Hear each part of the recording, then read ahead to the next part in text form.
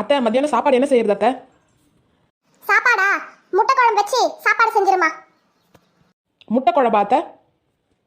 ஆமா ஆமா, போய் பண்ணு. அடியே, பசி எடுக்குது, சாப்பாடு செஞ்சிட்டியா? சீக்கிரம் எடுத்துட்டு வாடி. இன்னைக்கு ஒரு புடி பிடிச்சிட வேண்டியதான். இதோ வந்துட்டா அத்தை.